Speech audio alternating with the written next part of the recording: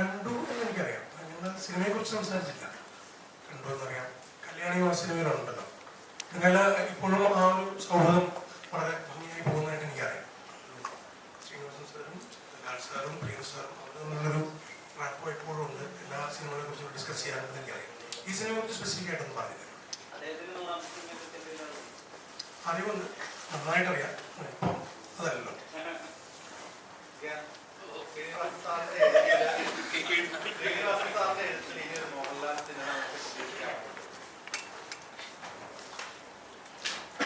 ഇല്ലേ,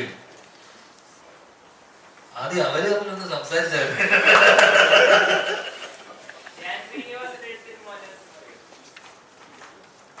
ചിലപ്പോ വരുമായിരിക്കും.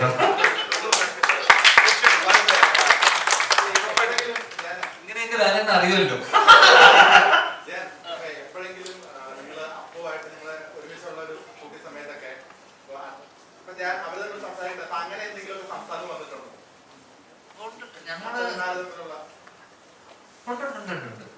അപ്പൂന് അങ്ങനത്തെ പഴയ സിനിമകളും പഴയ സിനിമകളൊന്നും കണ്ടിട്ടില്ല. അപ്പൊ മലയാള സിനിമ ഒന്നും അധികം ഇല്ല. അതിനെ കുറിച്ച് അപ്പൂന് യാതൊരു ഐഡിയ പോലും ഇല്ല. അപ്പൊ ആ കാര്യങ്ങളെ കുറിച്ച് നമ്മൾ അതിനെ കുറിച്ച് സംസാരിച്ചത്.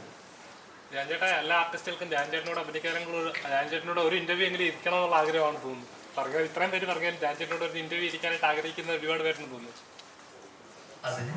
അല്ല, ശരിക്കും ധ്യാൻചേട്ടൻ എന്നൊരു ആക്ടറിനേക്കാൾ ഒരു ഇന്റർവ്യൂ എന്ന ലെവലിലേക്ക് എന്താ പറയാ, ഒരു സ്റ്റാർ എന്ന ലെവലിലോട്ട് നിൽക്കുന്നവരുടെ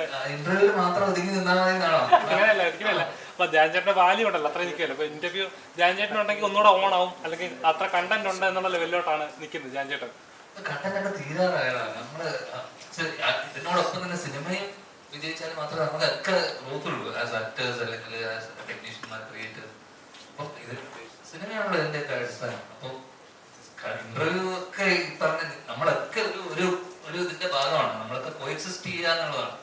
അപ്പം സിനിമ ഇല്ലെങ്കിൽ ഇന്റർവ്യൂ ഇല്ല, ഇന്റർവ്യൂ ഇല്ലെങ്കിൽ നിങ്ങളില്ല, നമ്മളില്ല. ധ്യാൻചേട്ടാ ഇപ്പൊ റീസെന്റ് ആയിട്ട് ഇറങ്ങിയ സിനിമകളിൽ ഒന്ന് ഗഗനചാരി എന്ന് പറഞ്ഞൊരു പടം, അതൊരു സൈഫൈ കോമിക് സറ്ററിക്കൽ ഫിലിമാണ്. അപ്പം അത് നല്ല രീതിയിൽ വർക്കൗട്ടായി. അപ്പൊ അത് വർക്കൗട്ട് ആവുമോ? കണ്ടായിരുന്നു. അത് നമ്മുടെ ചന്തു, നമ്മുടെ സുഹൃത്താണ്.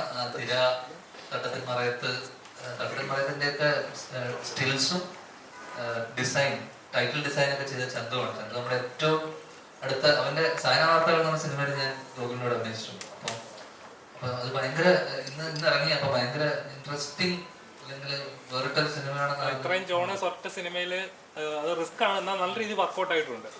ചേട്ടൻ അതേപോലത്തെ അങ്ങനത്തെ സിനിമകളൊക്കെ നിങ്ങളൊന്ന് പ്രൊമോട്ട് ചെയ്ത് പരിപാടി തള്ളി വിടാം. ആണോ ചെയ്തത്? ഓക്കെ. അതൊന്ന് ഇതാക്കി നല്ല സിനിമയാണെങ്കിൽ അതൊന്ന് കുഞ്ഞു സിനിമയല്ലേ. കാരണം അതൊക്കെ സപ്പോർട്ട് ചെയ്ത് വിട്ട് കഴിഞ്ഞാൽ വളരെ നമുക്ക് എല്ലാവർക്കും ഗുണമുണ്ടാവും ഇൻഡസ്ട്രിക്ക്.